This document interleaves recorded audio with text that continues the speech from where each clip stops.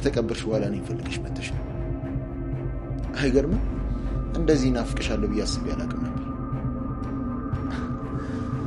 ለካ ትወጂኛለሽ። ኧረ አልሞትኩም። አሁን እኮ ከሌላ ጋር ነበርኩኝ። በርሜ ነው እንዴ? እያበድኩ ነው እንዴ? ቆይ የት ያለሁት? ምንድን ነው የተፈጠረው?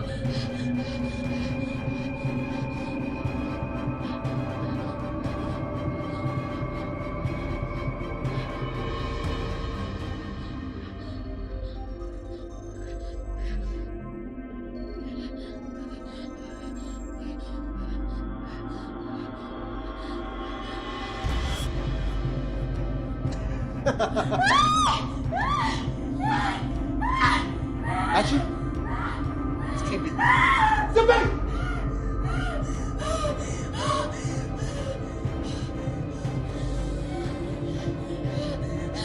Ay! Kaya hindi na yun, no? Matarasa yung muna lang, kaya ito na siya narap ko. Setiyo! Asari mo din. Dani yung uri rin. Anchi mo tayo, wala din mo tayo. እሺ ማን ይገደለኝ?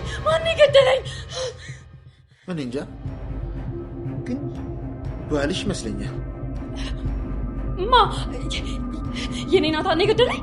አዎ የኔ ሚስት፣ የአንቺ ናታን በቁምሽ እንድትቀበል ይፈረደብሽ። ያ የነጻነት ዘመን ሻንኩት።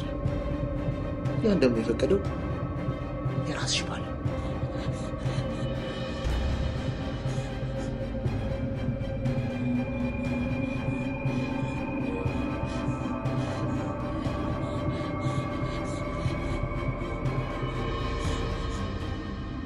ልጃቸው አልሞትም።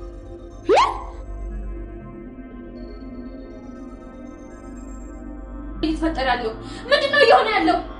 አትደናገጭ፣ ምንም አልተፈጠረም። እንዳልኩሽ ያ ባልሽ ከኔ ጋር ጨዋታ መጫወት ፈልጎ ነበር፣ ግን በድጋሚ ተሸነፈ። እና አንተ በህይወት አለ? ይገርማል አይደል? አዎ በህይወት አለ። ያ ባልሽ ለዓመታት አጥቶኝ ምን ነው? ላንቺም አልነገረሽም እንዴ? ሞቷል ነው ያለሽ?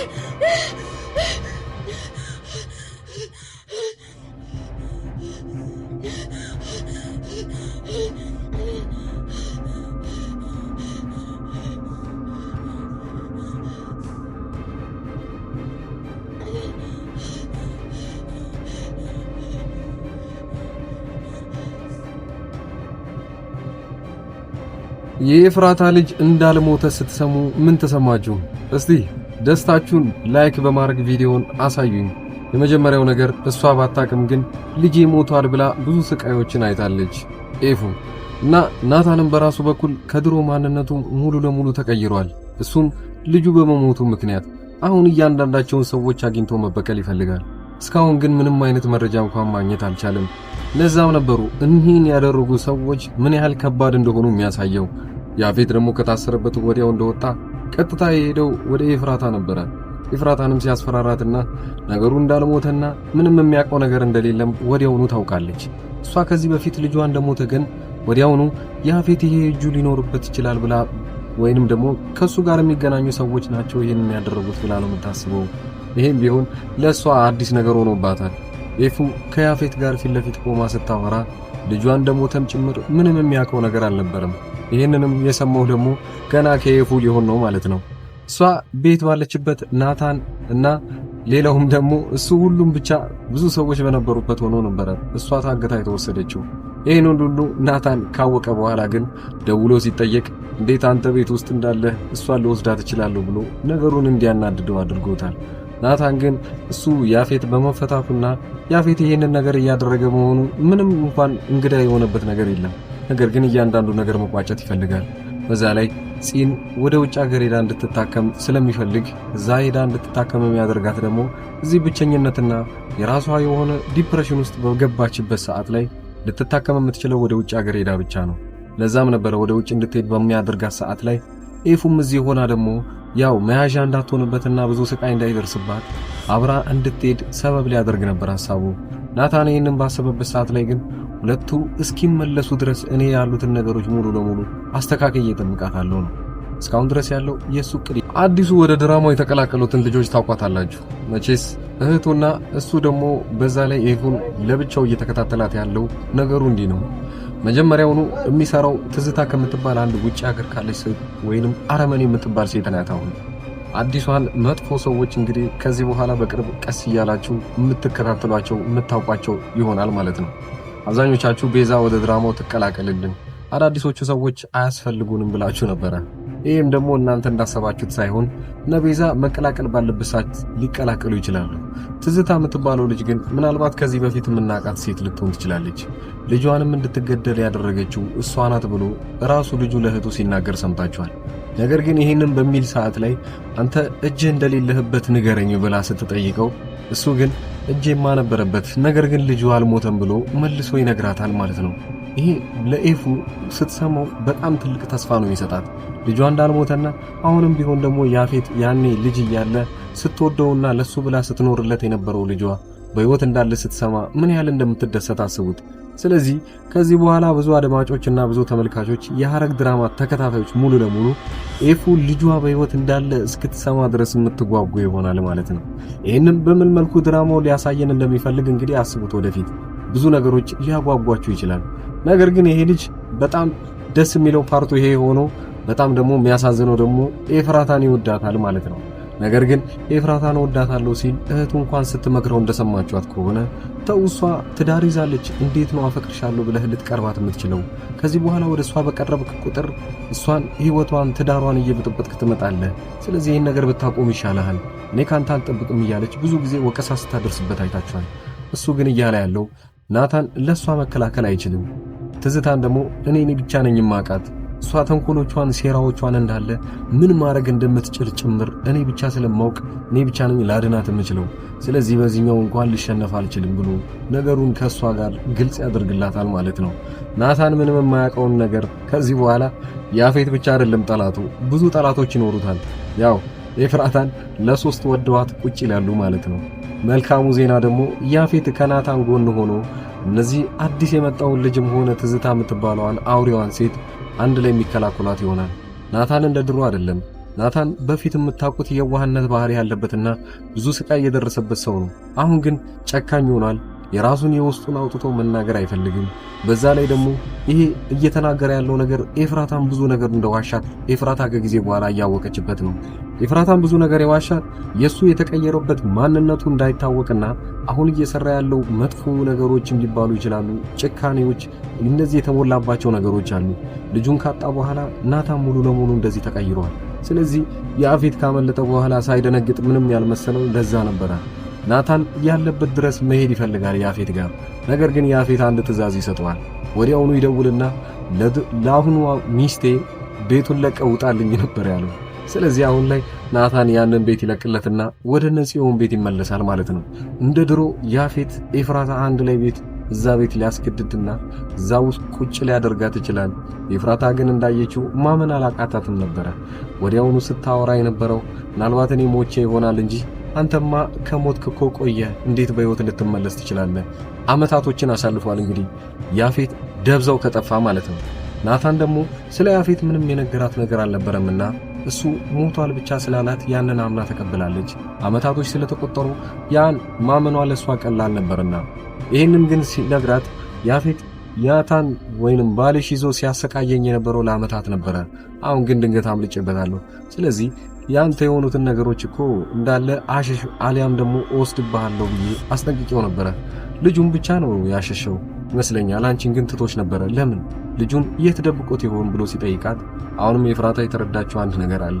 ልጁ መሞቱን ያፌት የሚያውቀው ነገር የለም። ስለዚህ የእሱ እጅ የለበትም ብላ እንድታስብ ነው የሚያደርጋት ጽዮን። ሌሎቹ ደግሞ በዚህ ድራማ ላይ እንዳለ የሚቀጥሉት እንዳለ ሆነው የሐረግ ድራማ እንግዲህ እንደ ድሮ በጣም ብዙ ሰዎች የምትወዱት ይሆናል። አብዛኞቹ እየተከታተሉት ያሉት አሁን እስከ 200 ሺህ የሚሆኑ ሰዎች ብቻ ናቸው። በፊት ግን የሐረግ ድራማ ተከታታዮች 600 ሺህ እና 700 ሺህ ሰዎች ነበሩ የሚከታተሉት። ወደ ቀድሞ ማንነቱ እየተመለሰ ስለመጣ ለአብዛኞቹ ሼር እንድታደርጉላቸውና ይህንን ድራማ እንድትጋብዟቸው እናንተን የምንጠይቅ ይሆናል። የምንልካቸው ዕቃዎችን እንያቸው። 2 ሳምሰንግ የተመሳሳይ ስልኮች ናቸው። እነዚህ ስልኮች በ17 ሺህ ብር ብቻ አዲስ የመጡ ስልኮች ናቸው። ኦልሞስት 4 ወር አካባቢ ነው የሆኑት አዲስ ከወጡ ማለት ነው ስልኮቹ ራሱ።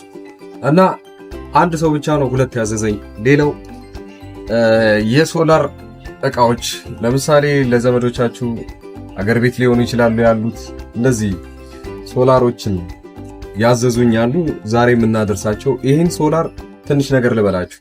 በመጀመሪያ ደረጃ ይሄ የራሱ ማጠራቀሚያ ነው እና እነዚህ ሁለቱ ፓኔሎች ጣራ ላይ ተደርገው ሁለቱን ባንዴ ነው የሚሞሉት ወዲያውኑ ማለት ነው። በጣም ትልቅ ጉልበት ያላቸው ሶላሮች ናቸው እነዚህ።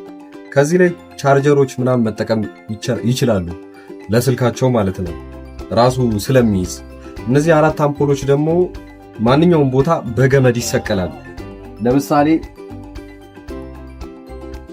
እነዚህ ገመዶች በጣም ረጅም ናቸው።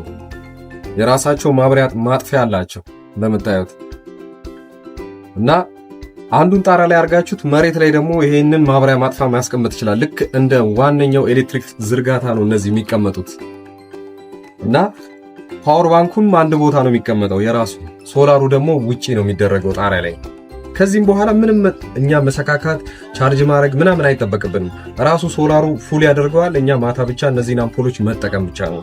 በጣም ባሪፍ ዋጋ በ14 ሺህ ብር ብቻ ማለት ነው። ሁለቱን ሶላር እና 4 አምፖል ያለው እንደዛው ሶላር የሚቀንሱ ደግሞ ሌሎችም አሉ። በጣም የሚቀንሱ ከ6000 ብር ጀምሮ አሉ ሶላሮች ለቻርጀር እና ለቤት ውስጥ አምፖሎች የሚሆኑ ለተለያዩ ነገሮች። በዛው ልክ ደግሞ ከፍ እያሉ የሚመጡ አሉ።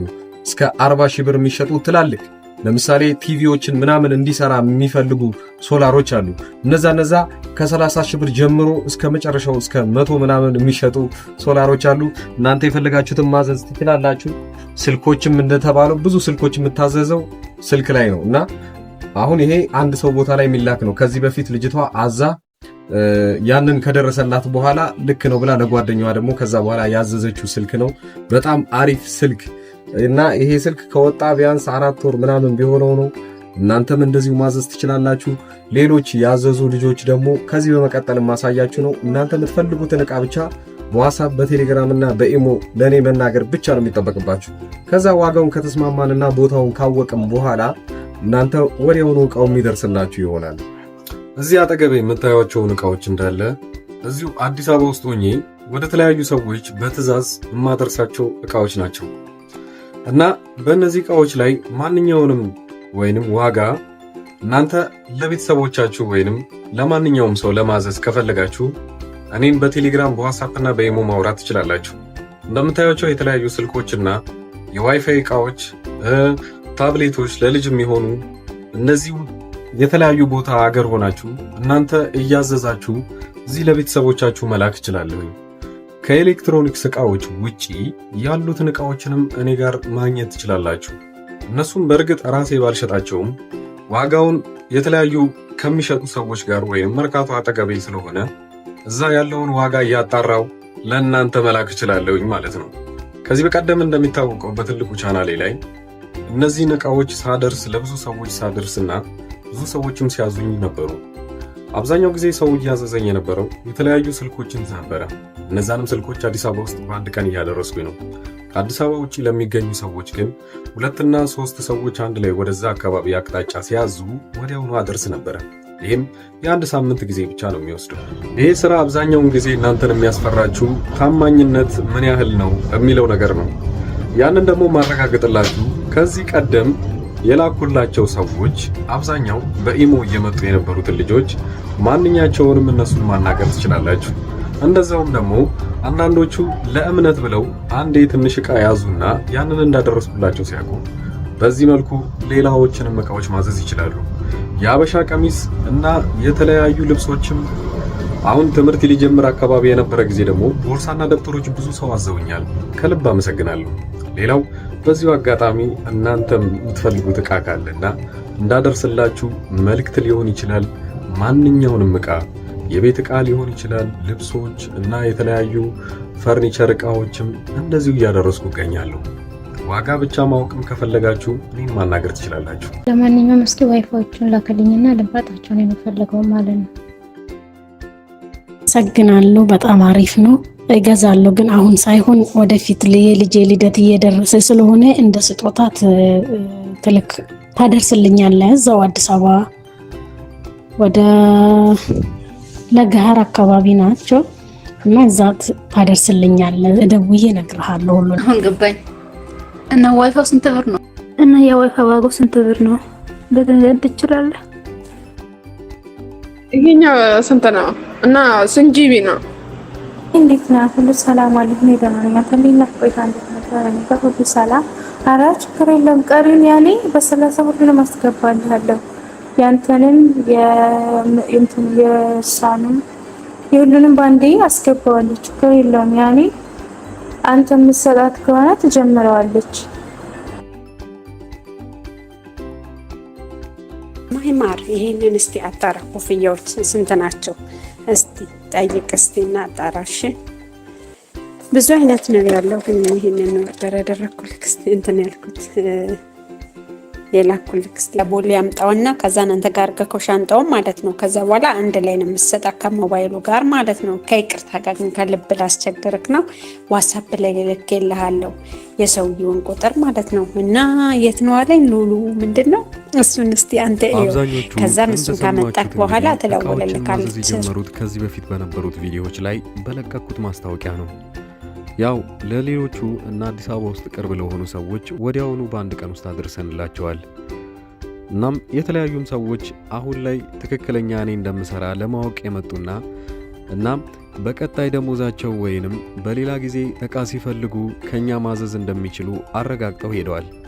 ያንን ብቻ ለማወቅ ብቻ ሳይሆን የተለያዩ ዕቃዎችን ዋጋቸው ምን ያህል ነው ወይንም እናንተ ካላችሁበት ሱቅ ወይንም እናንተ ካላችሁበት ሰፈር ጋር ዋጋውን ምን ያህል ቅናሽ ነው የሚለውን ካያችሁ ዕቃውን ወዲያውኑ ማዘዝ ትችላላችሁ። በክፍለ ሀገር ያላችሁና የተለያየ ቦታ ለምትኖሩ ለምሳሌ ወደ ወላይታ አካባቢ ብዙ ሰዎች ዕቃ እንዳዘዛችሁኝና አንድ ላይ ልልክላችሁ አንድ ሳምንት ጊዜ ጠይቂያችሁ ነበረ። ያም ሆነም ወደ ራቅ ወዳሉ ቦታዎች ላይ ዕቃ የምንልከው 3 እና 4 ሰዎች ስትሆኑ ነው። ዕቃውን ወዲያውኑ አንድ ላይ የምናደርስላችሁ ይሆናል።